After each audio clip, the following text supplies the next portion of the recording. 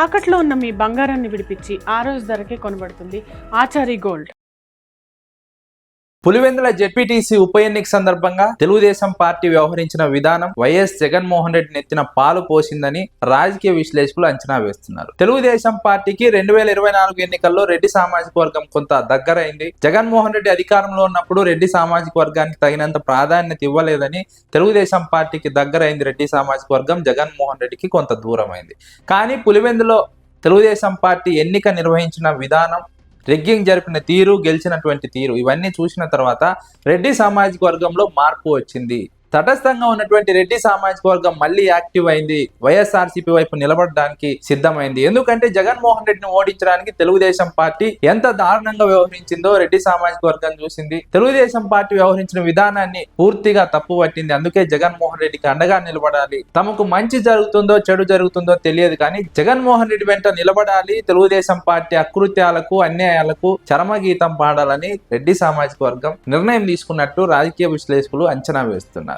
ముఖ్యంగా పులివెందుల నియోజకవర్గంలో ప్రజలను భయభ్రాంతులకు గురి చేయడానికి బయటి జిల్లాల నుంచి, బయటి నియోజకవర్గాల నుంచి తెలుగుదేశం పార్టీ కార్యకర్తలను తీసుకొచ్చి అక్కడి ప్రజల మాన ప్రాణాలకు రక్షణ లేకుండా చేసి, అక్కడ ప్రజల ఆత్మగౌరవాన్ని దెబ్బతీసి, ఆత్మాభిమానం పైన దెబ్బ కొట్టి కనీసం ఓటు హక్కును వినియోగించకుండా ఎంత దారుణానికి ఒడిగట్టారో రాష్ట్రం అంతా చూసినటువంటి నేపథ్యంలో రెడ్డి సామాజిక వర్గం ఈ అంశాన్ని ప్రతిష్టాత్మకంగా తీసుకుంది, సీరియస్ గా తీసుకుంది. పులివెందుల ఓటర్ల పైన ఇంత దౌర్జన్యానికి దిగడం పైన రెడ్డి సామాజిక వర్గం తీవ్రంగా మండిపడుతోంది, వ్యతిరేకిస్తోంది తెలుగుదేశం పార్టీ చర్యలను. ఈ సందర్భంలోని రెడ్డి సామాజిక వర్గం అంతా ఒక్కటి కావాలని నిర్ణయం తీసుకున్నట్టు రాజకీయ వర్గాల్లో బలంగా చర్చ జరుగుతోంది. మరోవైపు పులివెందుల గెలుపు పైన చంద్రబాబు నాయుడు సంతోషాన్ని వ్యక్తం చేశారు. ప్రజాస్వామ్య విజయంగా తెలుగుదేశం పార్టీ అభివర్ణిస్తోంది, సంబరాలు జరుపుకుంటోంది. మరోవైపు జగన్మోహన్ రెడ్డి ఓటమే లక్ష్యంగా పనిచేయాలని తన పార్టీ నాయకులకు, కార్యకర్తలకు చంద్రబాబు నాయుడు పిలుపునిచ్చాడు.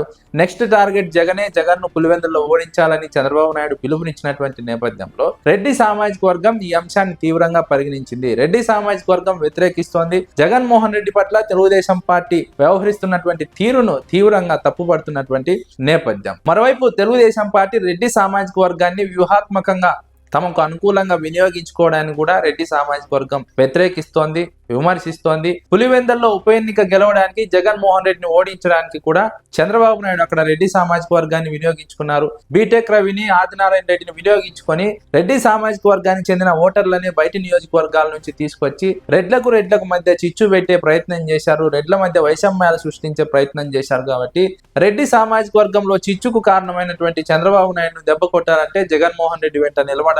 వచ్చే ఎన్నికల్లో చంద్రబాబు నాయుడుకు రాష్ట్ర వ్యాప్తంగా తగిన బుద్ధి చెప్పాలని రెడ్డి సామాజిక వర్గం ప్రధానంగా భావిస్తున్నటువంటి నేపథ్యం. మీరు బంగారం తాకట్టు పెట్టి ఆ బంగారం డబ్బులు కట్టలేక ఇబ్బంది పడుతున్నారా? ఆచారి గోల్డ్ వాళ్ళు మీ బంగారం కొని మీ లోన్ తీర్చి మిగిలిన డబ్బులు మీకు ఇచ్చేస్తారు.